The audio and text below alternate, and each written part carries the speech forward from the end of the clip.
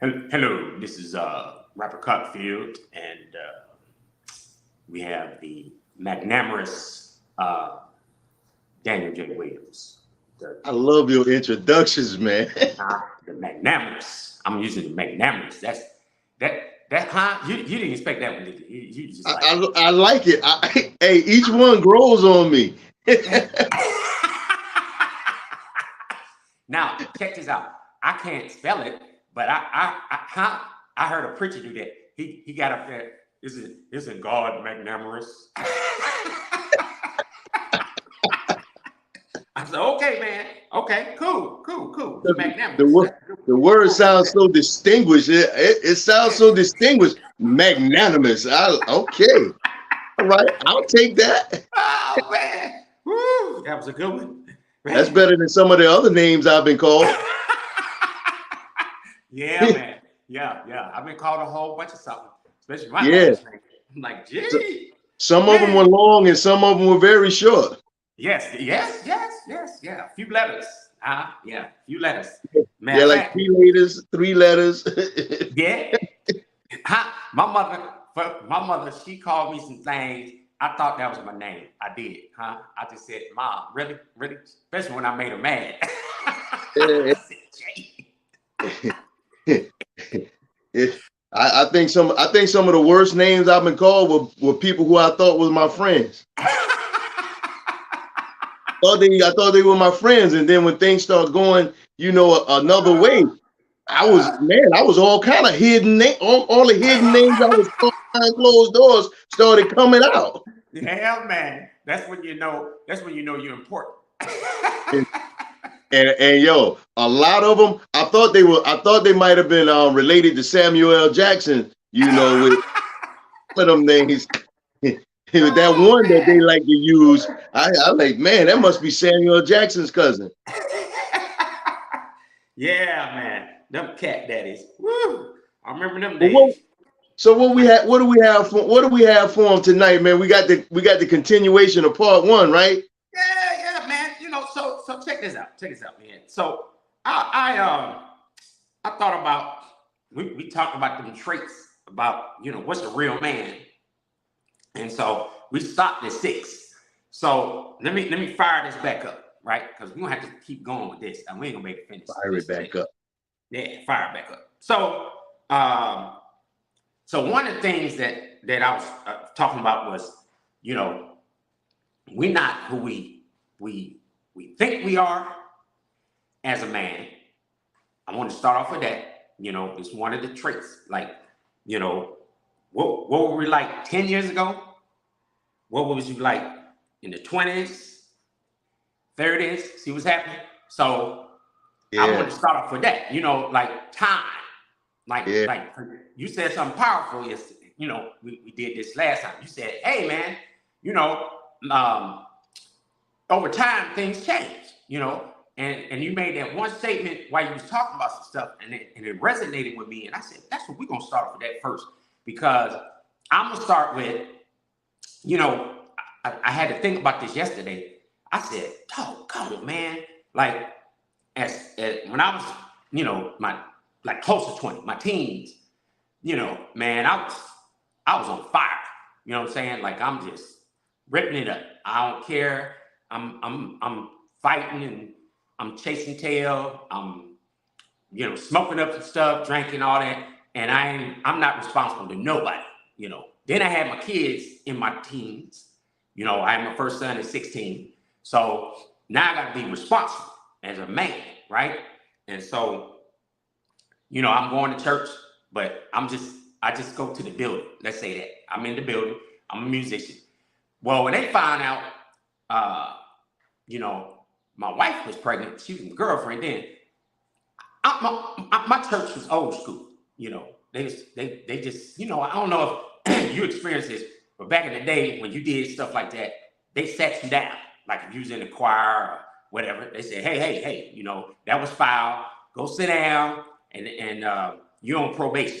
Then we'll let you know when you come back and do your thing. Now this folk was shady, right? They didn't sit me down because I'm a guitar player. I'm part of the I'm a musician. yeah. He in You the were too choir, they sat important. her down. So that's strike one. She was hot. She said, what? Like, you know, so musicians are more important than the singer, and you're a guy. And some of them said, well, you knew better because you was a little older than him and you was in the church longer. That, you know, whatever. But Yeah. I'm going over this. So then I have my son, joined the military. Now I hit 20. And my kids raising me, I'm on skates. And I had to think about my 20s. So I said, man, in my 20s, you know, I'm just like trying to survive. Remember that when we talked about this before, you got this until attitude in your relationship. So as a man, I'm like, man, until I do something that's just jacked up and crazy and run her off, I'm just gonna take a day at a time because I'm waiting on it. Because I'm thinking, man, I'm gonna do something. I just know it. I'm crazy. I can't spell man. I don't even know what a man looks like. Then I thought about my 30s. You know, the expectation was when you hit 30, the people I was around, their attitude was like, you're a grown man. You know, I heard that a lot. Like even my father or whatever, I go to him for advice or my mom. And I said, hey, you know, I need to talk to you about something. Well, you're a grown man. You got to make grown, it's the word epithet in there, man decisions. I ain't going to say what it was. Yeah. I was like, we just talking about that. You know what I know what it is. You know what? 3 letters. Oh, I've heard it. I know exactly what it is. So then I'm like, yo. But when I hit 40, it was like, there's no excuse. Like I didn't get a pass. And especially now I'm in my late 50s. Don't nobody want to hear that. It's like, nah, bro. Like you ain't getting no more passes. So I used to tell my sons this. I said, even though you are grown men, see, so the definition of grown man for men, for guys is 21. But I was trying to express this to them. There are certain mistakes you can make in your late teens, or as a child, late teens, your 20s, up to 30, you get a pass. And that's why I want to start off with, like, you were right. Like, I had to go back and play the tape. Like, you know, when I was, you know, in those phases, it's funny how the societal expectations of a man change. And even in relationships, you know, when you dating and you marry young, it's certain expectations they shift as time goes on. So I'm gonna throw this at you, and you tell me what you think. Let's talk about finances in that shift, or let's talk about stuff that it has been accumulated, or you should have, depending on what your relationship is, those expectations of that spouse or that person that you're in a relationship with, that changes too as you get older. Because if the expectation is, now I'm speaking for me, like I was told, man, you know, when we young, the new car is cool, but when you hit a certain age, I want a house. See that dichotomy? Like that, it's like we should have already had a house at this age, or a car at this point, or it's all about early years, it's all about certain stuff, you know, clothes and the way you dress, tangible things that it come and go. But as you get older, that concrete type stuff, like pensions and houses and that stuff that shouldn't go away. So what's your take on that? Like, and as far as being a man and having those relationships and going through those shifts, and especially when you don't hit those marks, you know what I'm saying? Like that causes a lot of problem and tension in these relationships. Like when you don't hit those marks, maybe you weren't fiduciarily or financially responsible enough to understand that. And so when you got to a certain age, you missed that mark. Maybe because, you know, I did a lot of outside activities. Let me word it like that. Back when I was young and still raising a family, and then your money is funny because it's going places that ain't got no business going. My point to you is, and I wanted you to talk about this, is like, you know, like you said, the expectations on a man as they matriculate through those decades. What's your take on it? I think, man, I wish that, you know what, that that my father had it in him at the time. But you know, it's a whole nother story. But you know, my father was was in the house, but he was still absent because he didn't teach me this one thing, that in developing into a man, because you have to develop into a man. You don't just at a certain age become a man. There's no age that you become a man. That's something you have to develop into. And what has been the problem, I know it was my issue, was that throughout the years, as I started from the teenage years and continuing to go into it, you're supposed to evolve. Yep. A man's supposed to evolve his emotional intelligence, his financial literacy and intelligence, his maturity is supposed to continue to evolve. But we've been taught to just conform to the exterior things, to the things that's around us, that we just conform to these things. Oh, you have to match up with this, but there's no evolution of your character and your intelligence and your maturity and your ability to understand that I need to have certain things in place in my life for me. I need to understand stability, because when a man understands stability, then he's ready for relationship. Without him having stability of him taking care of himself, knowing what his purpose is, and having a guide for his future, and he's not going to be ready for all of the other responsibilities that's going to require stability of that, and bringing another person into his world and sharing his world with another person. Because if his world isn't stable, how can he bring somebody else in there and be responsible to have them be in a stable place? So I think that if we've been crippled as men, and now that we know this thing, we have to go back and let the men of our age group know, and then teach this and guide this to the younger guys, that you know what, you don't conform to matching things that's on the external, what they say it should be. You need to learn, you need to grow and develop and evolve, gain maturity, stability about yourself, knowing who you are, because until you know who you are and you know your purpose, you won't have stability in anything else that you do. Nope.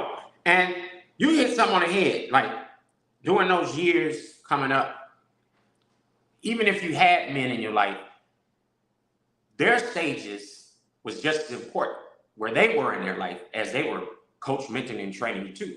And we talked about this yesterday, like which one is, depending on the situation, is the man in your life.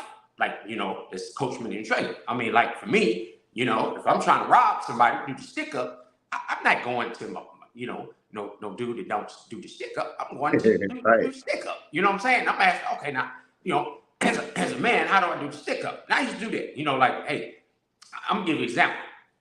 I had a cat, he was older than us. And that's all he did was rob places. And we young, and he said, hey, I'm gonna show you guys how to do this. Right? And we thought that was cool. I'm in my late teens, man, and this joker, I'm talking about main businesses. And it was about a crew of 5 or 6 of us, man. And that's what we did. And then we'd see this stuff in the paper. Now, the part he wasn't telling us, he already done been caught before, got a long rap sheet. And if he get caught and we get caught, he ain't tell us what those consequences were. Like, he'd been to prison before. Right. To us, we was like, hey, that's a real man right there. We just robbed this and got away with it, So, or I used to see pimps, I knew him. I mean, how you doing, Mr. So-and-so? They pimp. And I used to talk to them. They had them nice Fleetwoods and Continentals and all that stuff. That's back in the day. They don't know about that. Like the 225 and loosen the quarters and all that stuff. Yeah. And I used to be fascinated by them as a man, and even though there was nefarious what they was doing, but see those slices of time, if you dealing with these people as a man, that's important. Like, I don't think we think about that. Like, who's coach, mentoring, and training you? And when you go to grab or gravitate towards these guys, you got to know where they're at in their life too. Because a lot of these cat daddies, man, they 30 or they 20 and you younger than them. Well, they gonna do 20, 30 things versus. Go ahead.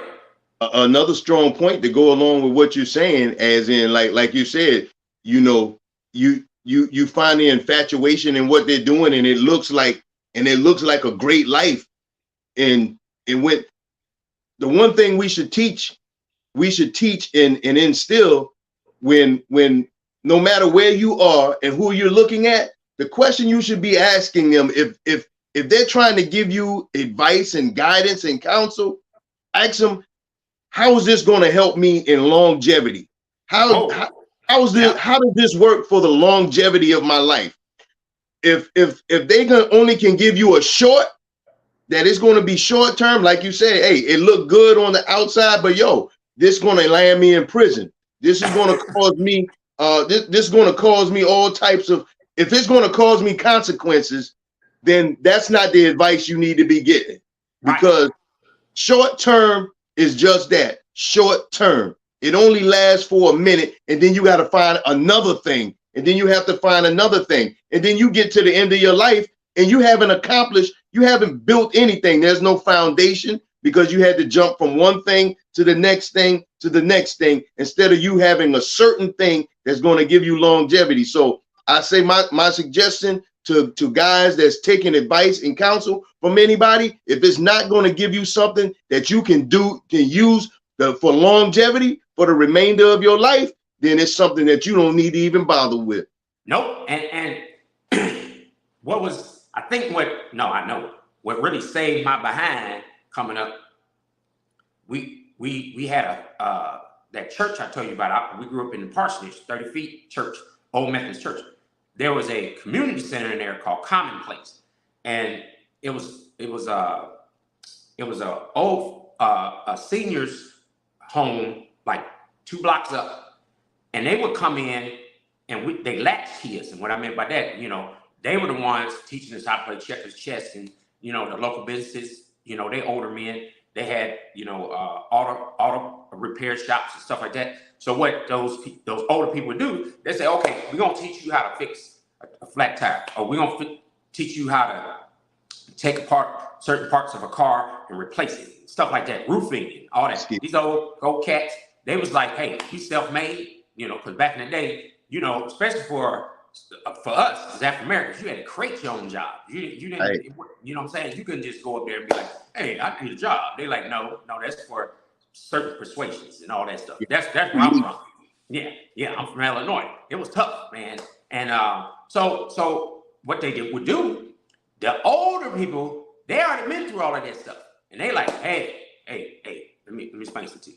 I've been through the Great Depression, or I was a sharecropper. I was, and then I don't have education. You should get it, stuff like that. So that time frame and the people you dealing with, those slices in time, who's coach, mentor, and training you make a big difference. And I'm with you. Like if I can get that point across, watch who you pick, and then you ought to get people that have some seniority in mankind. Don't just go getting these cats, man, that they ain't got no urban jungle experience, or they ain't been in the war, man, and in life, because they gonna give you some ill gain advice. And one of them was, and we talked about this before, man, the young cats I was dealing with, and some of them 20, 30, 40-ish men, like, hey, bro, as long as you take care of the crib, she better not say nothing. And you can do whatever you want to do. You the man. Say that with her. You the man. Like, what did that mean? Like, you the man. What am I gonna do with that, man? So you giving me carte blanche privilege to go do what? I had to think about that too. When after the last time we were discussing it, like, man, that term was thrown out there so much. Like, you the man. What?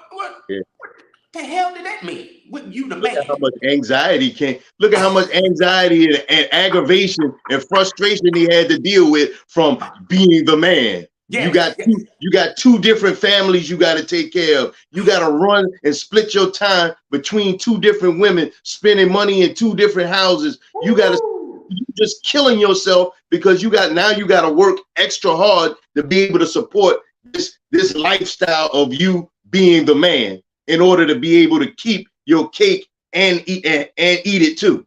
Yes, and look, Now, I'm gonna throw this out here. I was just telling a young cat daddy the other day, man, we was talking, and he 40ish, right? Retired military cat.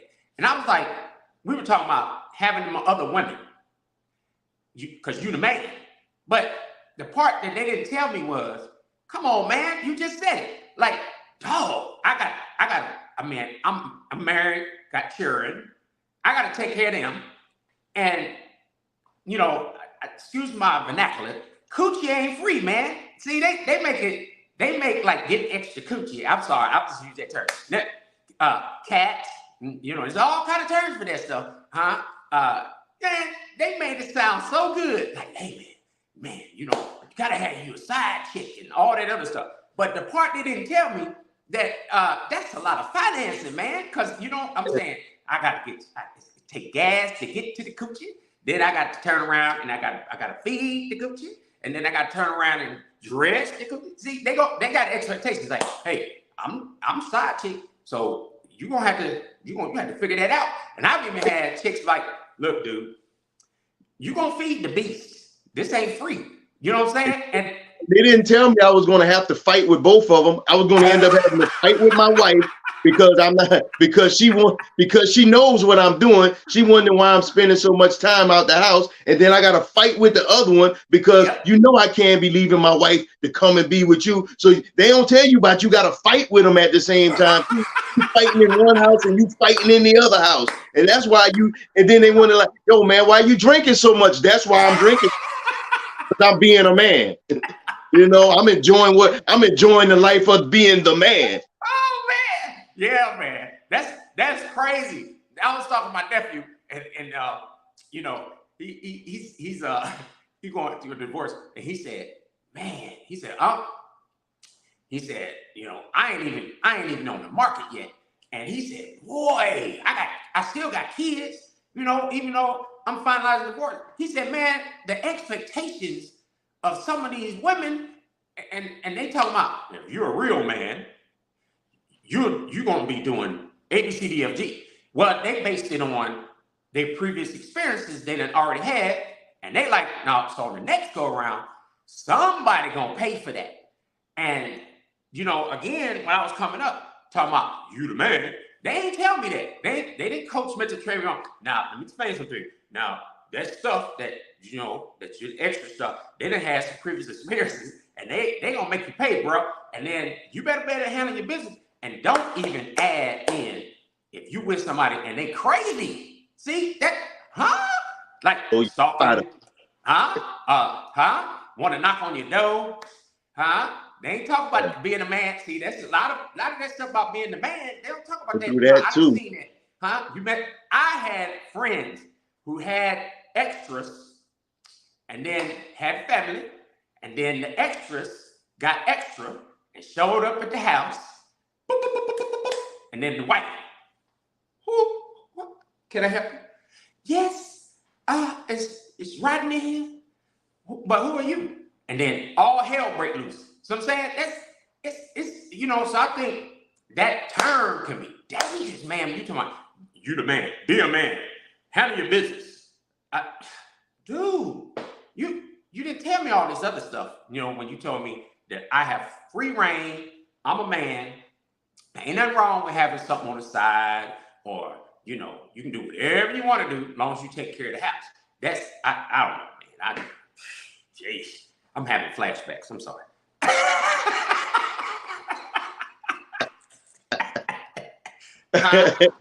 Yeah, those were dangerous. Those were dangerous times, man. Dangerous, very dangerous, very dangerous. And let me throw this out here. See, this one more thing, then I'm gonna move on. See, there's street rules. They didn't say nothing about this, about being a man, like messing with married women versus single women. See, and even sometimes the single women was just as dangerous as messing with a married person because they got a boyfriend. Oh yeah, man, it's man, that's yeah, that was, man, yeah. Oh, I just don't know. I'm about to pass out. So thank God for grace and protection. You hear me? Man, you right about that. You said that the last one, man. You right. That grace and mercy. Woo, man. So here's another one that's Texas. Being emotionally available as a man, right?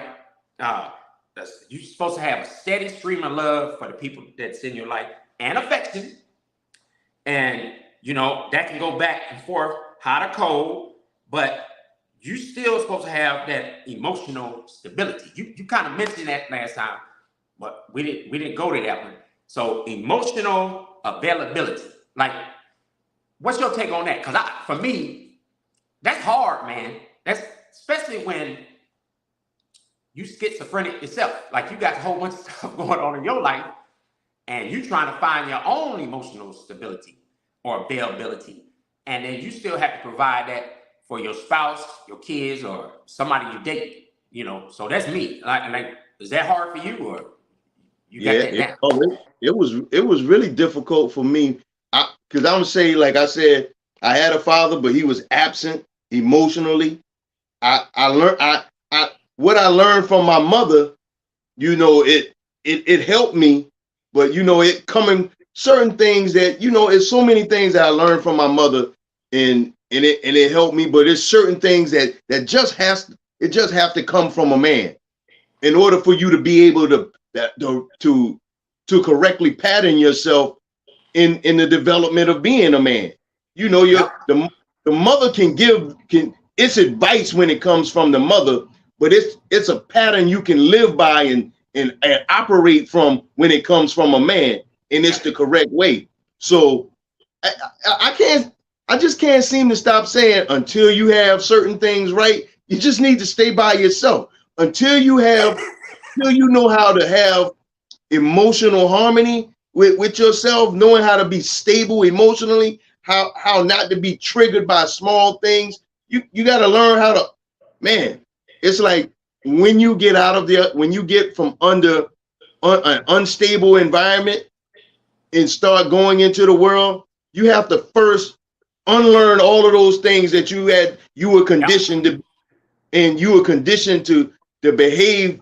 And it's like almost like for children that's in an unstable home or growing up in an unsafe environment, they have to first unlearn all of the conditioning and the survival tactics that they had to go through. I call it survival tactics. They had to learn how to survive in that volatile environment, that unsafe environment, that abusive environment. They have to heal and unlearn survival tactics and survival strategy before they can go on to actually be able to connect and bond with people in a healthy way, because they didn't grow up and know how it is to be emotionally healthy. They lived in fear, they lived in panic. All of they saw was violence and an abusive language, abuse physically, abuse sexually for some, abuse mentally, So I would say, man, I just for some reason I keep reverting back to, you have to be by yourself until you get those things straight. You have to have stability emotionally, mentally, for your health, financially. You have to be stable before you can move on to say, now I want to add somebody to my world. Why would you want to bring somebody to chaos? Especially, and if they're chaotic, then you really have something on your hands. Well, I mean, but now that's going back to what we started out with about when you have children before you grown 21. A lot of that goes on, or you in that 20 range. You're doing stuff like you said that's early that you already was unstable in the first place. Well, you already know. I'm speaking for me, and I know a lot of cats that I've talked to them about this. Men, they say, I married her because I felt like I owed her that, because we was we had grew up together, or like I had already committed, and see, those are loose, convoluted words that just coming out your mouth. Or but the fact that I don't want another man raising my son. I know a lot of dudes, they got married because they was like, yo, ain't no other man gonna be raising my son, and they felt like they really had love for the lady that they married, but it was for the right reason, but it wasn't love in there though. It was an ego thing. I'm not gonna have another man raising my son. My son's not gonna be calling another man daddy. Yep. Yeah. And let me throw this out here. Are at that age, are we even mature enough to decipher what we just said? Like to know I'm not ready. You know what I'm saying? Like, so here's one of the things in my family. Like I had to express to my sons and wife. I had to tell her, hey, hold up, now, because they say, Dad, just you so uh, hype. And so I had to start taking them back to where I was raised in Pierre, Illinois. That's an urban jungle, man. And so they noticed I was just doing this all the time, right? And so I had to explain to them that's offense, defense. Like I had to that was my tactic, offensive, defensive, all the time. I had heightened awareness. I used to go visit my parents even after I left their house. Man, just going on the block. You know what I'm saying? I'm doing this. I'm in the house. Oh, wait a minute. Yeah, you know what I'm saying? You've been there, because man, them cats is crazy. So you bring that into the relationship, yep, all the time. Like this gonna even sound trifling. That lends credence to what you just said, and it was emotional, right? So when I first got married, I'm military, so I used to go to the commissary, and it was some people from the church that worked there, and that's the military grocery store. And guess what I did? Man, I'm buying up food like crazy. That's number one. And like food was going, the world was going to run out of food. And then number two, I would buy, food, certain things, cakes and sweets and stuff like that. And I was stealing from myself. Like I literally would hide and stuff, like, or eating it up. And so one day, my wife said, "Can I talk to you? Can we talk?" She said, "Baby, the food ain't going nowhere. You,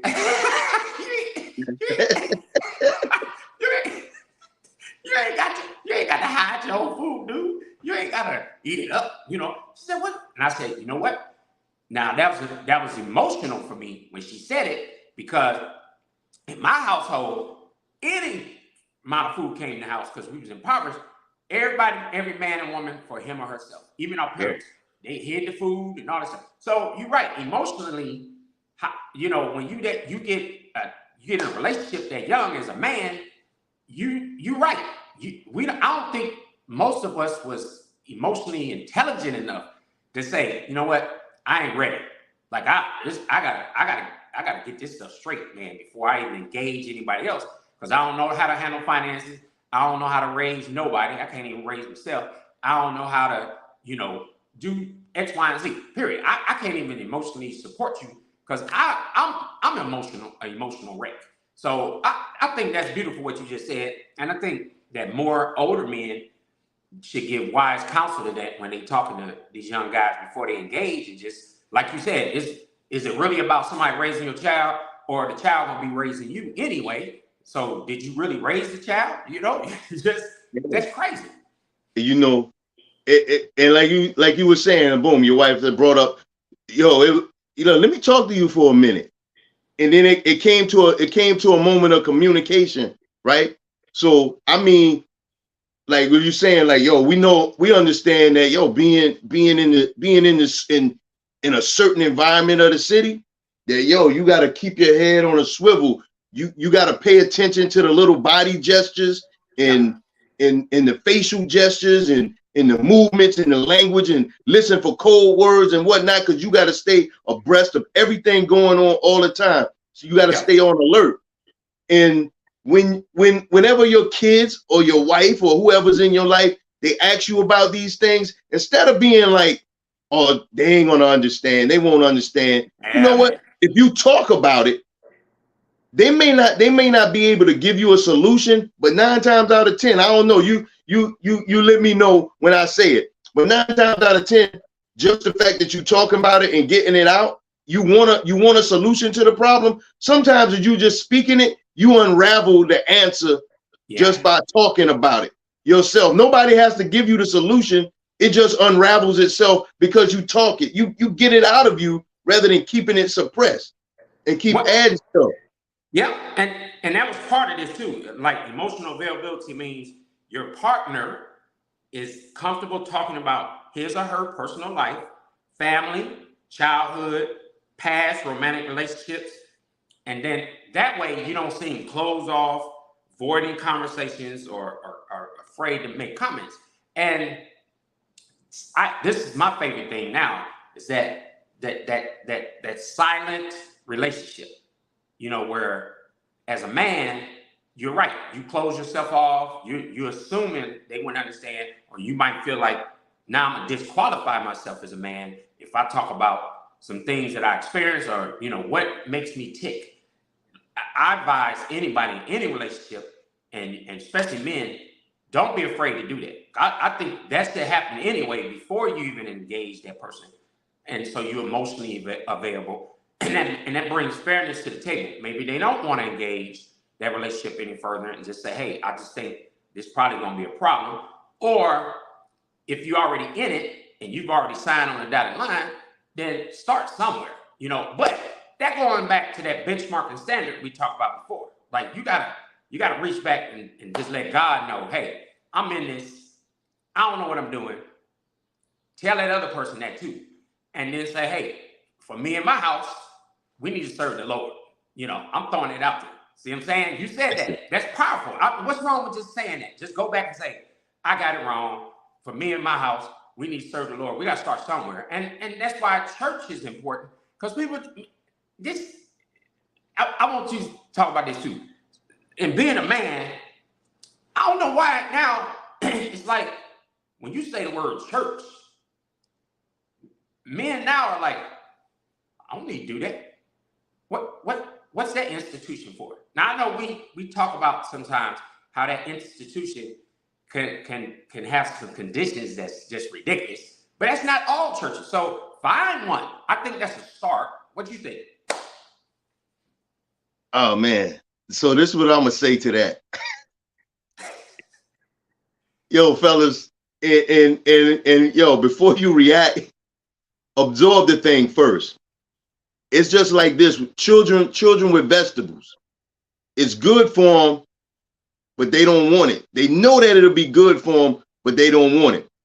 The right church, the church that's giving you the correct principles and standards, and it's strictly biblical, because every man they want discipline. They want discipline and stability and correct direction in their life, but it's having to regulate certain pleasures and desires at the same time that end up being the problem.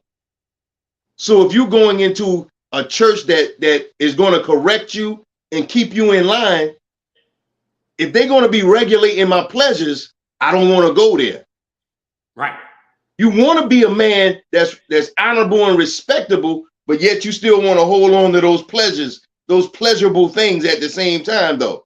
And I think that's the reason, that's the thing that keeps a lot of men out of church, out of the correct church. Because some of them, a lot of men, hey, they don't mind going to a church where, hey, if the pastor got, he gotta jump off on the side.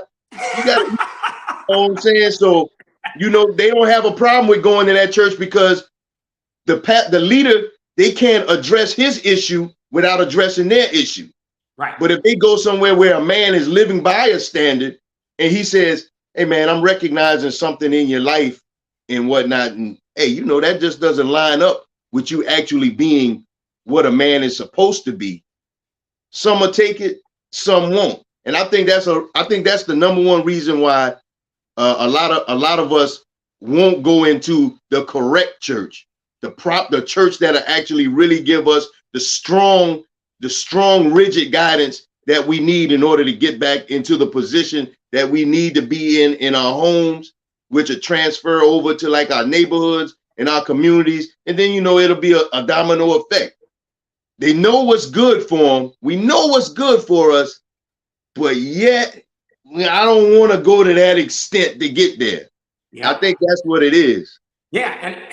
And I did that with many churches coming up, because you're right. I struggled with certain things. And then you hear the word of God, it's true. You got a title. People have certain expectations of you. You're screaming inside as a man, and you want to just say, you know what? I'm just jacked up, man. I don't know what to do with this. But I'm going to play the game. And then when him or her as a leader say something, they finally say, hey, you know what? And I've had that happen. And they say, hey, you know, look, dude, your title don't entitle you. You jacked up. We got to address this. And I got to make a decision. Do I be vulnerable, which is another thing we're going to talk about, you know, now, like me showing my feelings, being transparent, right? But if I really be vulnerable enough to allow you to tell me truth, or coach me to train me spiritually, then is that a sign of weakness? You know what I'm saying? Like, excuse me, am I just giving in? Or as a man, I got pride, which that's not good. That's the Bible. No. You ain't supposed to have no pride. Am I even comfortable in having a conversation with him or her as a leader? You know, because now I'm afraid you might put all my business out there, or you're gonna treat me different. I've seen leaders do that. You know what I'm saying? Like you put your guard down, and then all of a sudden you tell them the truth, and then they come sideways on you, and they treat you different. And so for me, you know, I struggled with that. And when that happened once or twice, I'm like, you know what, bump that, you know, as far as the church thing. And so my wife used to get on me. She'd say this. She'd say, I'm tired of these church leaders just giving you a pass. They don't, you know what I'm saying? Because you're a musician. It's almost like it's like bartering. It's like, I need you to do this in this institution, and I know you doing that. I'm gonna give you a pass, knowing good and well it's not helping me as a man. It's not gonna help my family. It's not helping your community, because I'm ravaging that bad boy. I'm doing some shady stuff. So, you know, you're right. That is why. And I've talked to several men about that, even when I was pastoring. And I said, why are you so reluctant to come to church? They said, man, I had a few bad experiences, or I knew, and this is terrible, when we as Christians or church folks tell people, don't come to church until you get yourself together or get it right. No, go ahead. But you're supposed to come. Right. That's dirty. That's what church is really all about. So really comes down to, you know, this commitment-minded thing. Like, you know, I'm not trying to string you along. I'm not trying to hide nothing. I'm, you know, man, I really want to be transparent about who I am. You gotta be with me on this. You can't just sit up here and say, okay, now I'm gonna give you another example. Like, I had some musicians. They were gay, right? And they play at these churches, and, you know, they knew, leadership knew, but then, you know, when it came to certain aspects of other things in the church that these guys want to do, they shut them off. They say, no, you know, you know, you're not qualified to do that, or we're not going to let you do this or that. But hold up, I can play for you. I can be in your church. They still were men. Okay, what do you do with stuff like that? So you know, I just, you know, throwing that out, like you're dead on it. Like, man, that's why a lot of these cats don't want to go to church. Or one other thing, you know, when I was coming up, our mothers, I don't care if you was pimping, you was prostituting, you whatever you were, they'll tell you in a heartbeat, you going to church. You need God. They'll tell you that in a minute. They don't care. They're like, even hey, as an adult, because you had that respect for him. Even as an adult, you had that respect for him, and you'd still show up because they said you're gonna be. And you know what? It wasn't a suggestion. Now, with parents and whatnot, it's a suggest. If they attend church regularly themselves, it's a suggest. Everything with the parents now is a suggestion to their kids, and not this is a part of what happens in my house. It's no back and forth. We don't need to go. We ain't gonna do a tennis match of words. It's what I say. Right. And that's where we still talking about, what makes a man. I think that village is missing sometimes. And part of that village is, again, grandma, Yeah. you just said it. Grandma made sure, listen, you need God. Now, see, that's where I got it from. My grandmothers, that's what they did. They said, hey, That. you need God. I don't care what Hey, you can do. I say something about before we Go move ahead. on the last thing we was talking about the vulnerability? Yep. And the thing, and like you said, we look at vulnerability as being a weakness, but we got to start looking at words, the words that we use differently. Vulnerability, yeah, it has been linked to weakness, Yep. but and you look at the definition, yeah, it does mean weakness when you're dealing like with a system, when you're dealing with like military, or you're dealing with like a financial system or something like that. You want to find the vulnerabilities because you want to fix it. Yep. So there's nothing wrong with being vulnerable, because that means you know what to fix. It's just like this. So the risk in it is this. It's like, I know probably 98% of us as men on this live right now will agree. It's just like having a warrant. You got a warrant out on you. You know you did a thing. You know the warrant's out there and whatnot, right? So it's a risk for you to keep on evading the warrant, and you go through life and you change who you were, and then you get to a place where you've gained much. Now you have the risk of losing much if that warrant comes out and whatnot. Go ahead and take care of the warrant. Pay the fine, do your 30 days, 90 days, whatever your warrant calls for. Get the thing behind you, fix it. Now you don't have that vulnerability in your life anymore. There's nothing that can come back to bite you later and tear down the things that you built. Go ahead and straighten out the things that need straightening out. That being vulnerable thing. So if I expose something and it's wrong, somebody put my business out there, it's not really going to damage me. Now I have no choice but to fix the thing and get myself in order. You can always build yourself up to be honorable.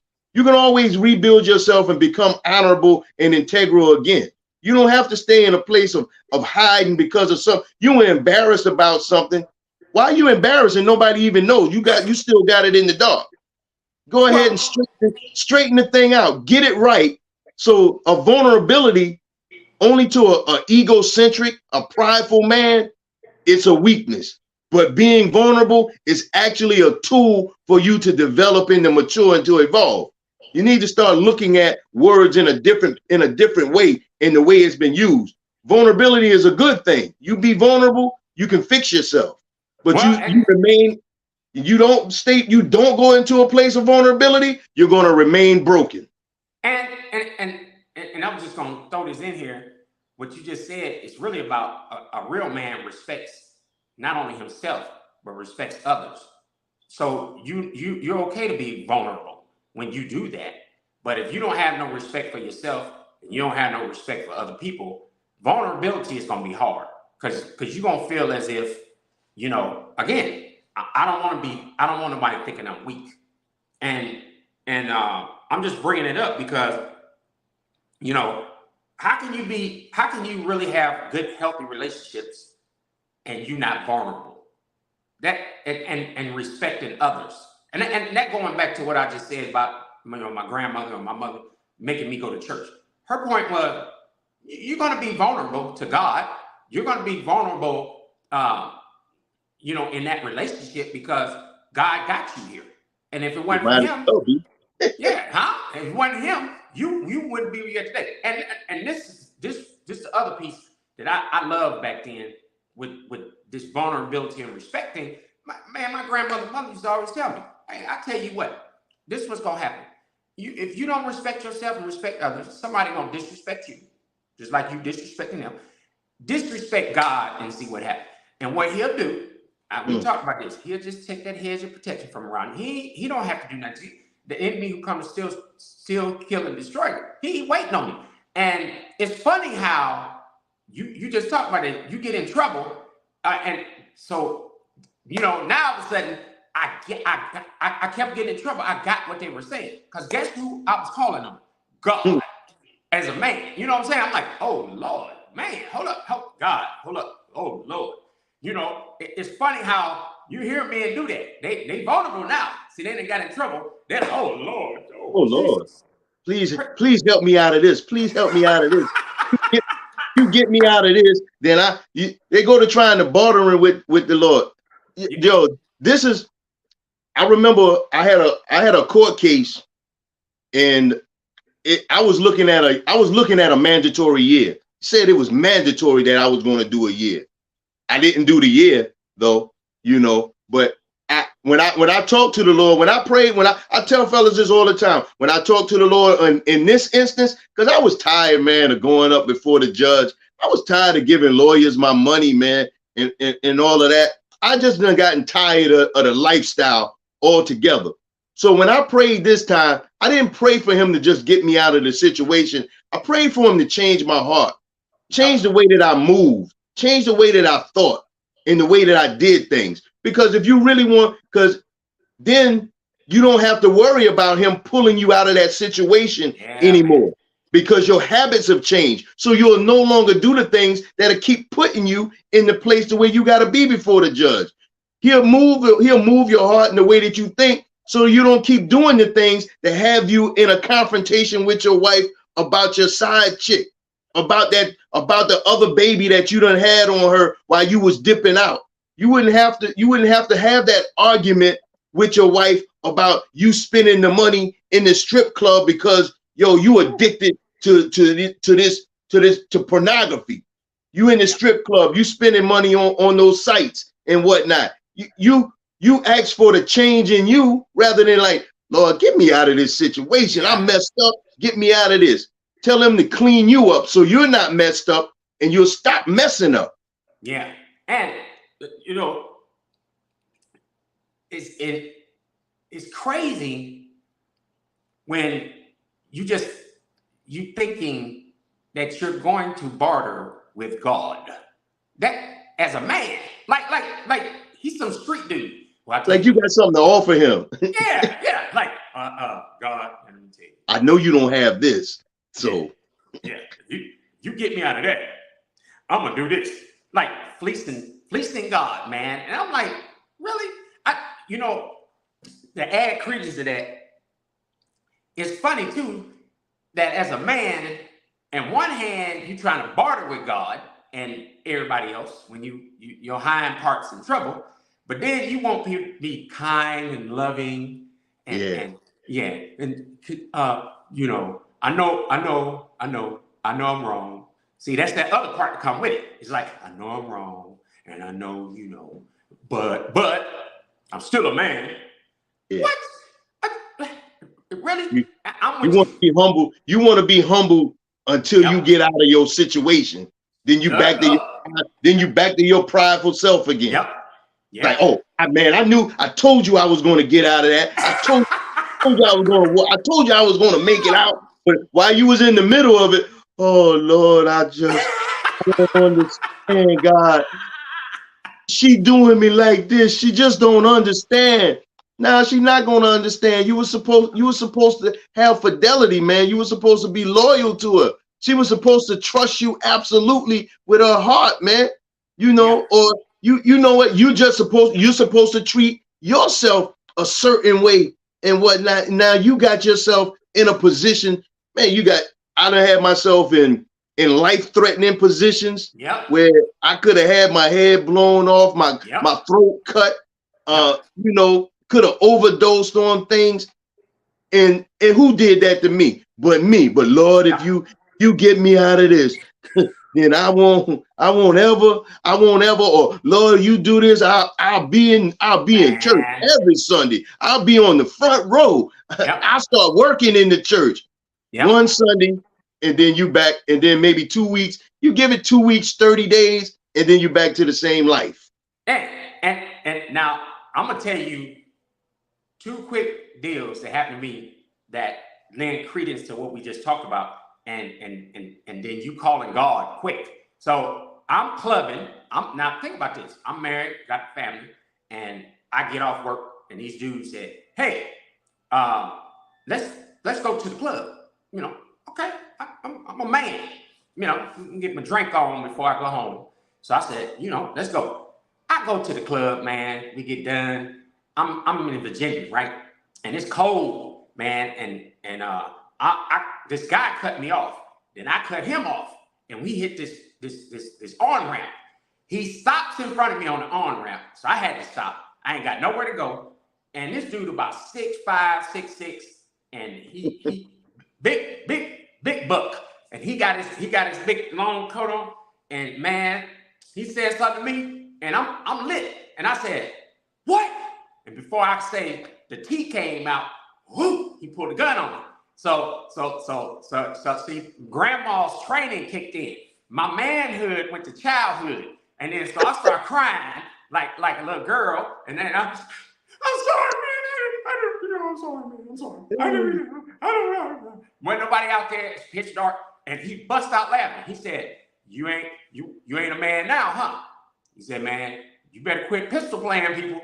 And I never forgot that. So he said, "I'm gonna let you go." Now I could have said, "Let me go." What? No, dude. I said, "God, thank you." Now all of a sudden,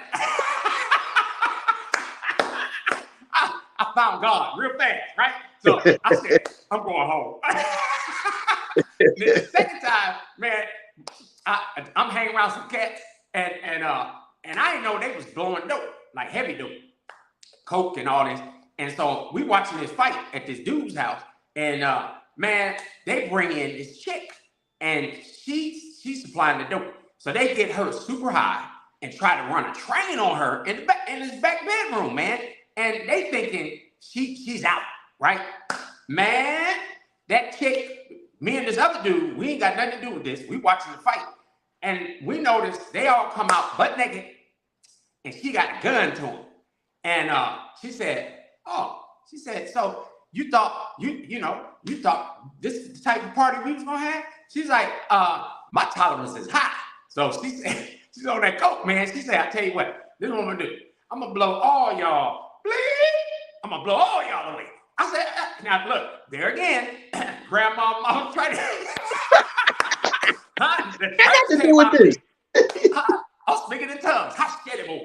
Hey, hold up. And so I was a little punked in. I said, "Wait, old lady, wait a minute. Hold up. I said, "Wait a minute." Now I said, "Let's play Sesame Street." I said, "Are they naked?" She said, "Yeah." "Are we naked?" She said, "No." I said, "We ain't got to do with it." I said, the second thing, I said, "Listen, let me tell you what." I said, "The other thing, did I try to do you?" She said, "No." "Did he try to do you?" "No, they did." So I said, "Tell you what I want you to do." It's broad daylight, man. Broad daylight. I was so scared. I was passed out. I said, "I tell you what I want you to do. You want to get them back?" So I'm trying to save them, man. I said, "Make them go outside butt naked, keep their clothes, and they got to go to their car." I said, "Go, make them do it." I said, "That'll show them. That'll be the lesson." And them jokers said, "Really, man?" I said, "Well, here it is. You want to put your pride down, or you want the bullet? Which one is it?" And she did it too. She did and was laughing. She thanked me. She said, "Thank you." I said, "Ma'am, I'm sorry. I don't even know what happened." Now, the dude I was with, he said, "Cop," he said, "Isn't it something how you call God that fast?" I said, "Yeah." My point is, man, why does it take experiences like that, like you said, for you to even acknowledge the fact just because you're a man, where's God in that, man? And you only want to invoke him when it's convenient, man. And that's crazy. And now I'm older. I'm like, what if he didn't have no mercy for me? What if he just said, "Okay, you did it. You're a man. Go ahead and your business." And I think we need to think about that especially when you got family, you got kids. Put that sword down, and man, you gotta understand it. If it wasn't for God, man, you don't have nothing. You can't provide for them. You don't have that kind of power. I even the jobs we have, the stuff don't belong to us. And I ain't never seen, this is my parting words, if you such a man, I ain't never seen nobody when they die pulling the house, the car, none of that. That stuff, you the man. I think So, the biggest thing I was taking away from what you were saying just now is obviously we know that it's God that we need to depend on. yep, So he already has a set of standards that and moral standards that we're supposed to be living by. So, there's no excuse on where we should be getting our qualifications for being a man from. yep, If we know to call on him when we're in trouble, so we obviously know that he is the one that is wise in all things and powerful in all things. So we ought to revert to him first thing, yep. and not as the safety option, not as the safety net. That's just what I was getting off of the story you was telling just now. Yeah, yeah. It's no good, man. So, well, our time is up, but this is my parting words. Again, you just hit it on the head. Uh, get God now, and this is 3 words I've been saying. Drop what you're doing, huh? Drop what you're doing. If just let's go this way. Stop what you're doing and acknowledge you need God. Drop what you're doing, because that stuff that don't line up with the word is gonna get you totally in trouble. And you need to roll. When I say roll, learn your role when it comes to God as a man. You got to, and that's what I'm telling guys now. You need to stop what you're doing, drop that craziness, man, and you got to know your role. You got to know your place when it comes to God. And that's where I'm at in my life, man. I want to end with that. Like, ain't nothing wrong with that. See, I'm being vulnerable. It's no need of walking around here thinking that you King Kong, you the big boy, you all this and that, and you're not. Because again, those situations that God allows to happen will humble you, and you might not get another second chance. You might not even get another chance to get that right. So that's my parting words. True indeed. Yeah, I'm just. I guess I'm gonna leave out. I'm gonna leave out on this, man. We covered so much in this, but you know what? In order for you to develop into the man you need to be, think about this. I don't remember the scripture and verse, and even if I did, I'm gonna just tell you to Google it. Go and Google this. Go and Google this passage. This story when Jesus was telling them about new wine and old wine skins. Yeah. You can't enjoy a better life if you don't shed that old stuff. You're not going to be able to hold on to the old stuff that you think is still useful. Yep. And go on to what's better. In order for a man to evolve, he has to be new. He has to continue to expand. It would burst the new wine would burst the wineskin, because as it ferments, it's going to expand and it's going to grow and it's going to need more space. So in order for you to grow and increase and need more space, you're going to need a new environment as well. You're going to need new experiences as well. And they're going to have to be useful environments and beneficial friendships and connections in order for you to go to develop into a better man. The patterns in the men that were before you, where you learn the incorrect things, yep, and the stuff that was fraudulent, that was absolutely wrong, you're gonna have to walk away from all of that, because that was only for that certain period of your life. Now you want to go into another period of your life, you have to go into a brand new experience, which means brand new people with absolutely different perspectives on life, better new experiences, and they have to be living it. They got to be living what they're telling you. Positive, progressive lifestyle. I'm gonna leave out on that. That you know what? Progression means it needs progression. You can't progress unless you're progressing. You're right. And we gotta make progress. That's the key word we leave it with. Progress. Yes, we need to do that. Forward progress. Say that. Yes. Forward progress. You could go, going backwards isn't progress, it's just going backwards. But I say positive forward progress. If you need me to be a little specific for you, you need positive forward progress in order for you to be the better man that you ought to be. Well, you had another episode from Superman and Green Hornet. And we just let you know. I wasn't ready for that one. I'm like, who he's going to pair up with Superman? Oh, man. Had to make us laugh, man. But we'll be back and just, get God. Well, we're signing off. God bless your hearts. Act accordingly.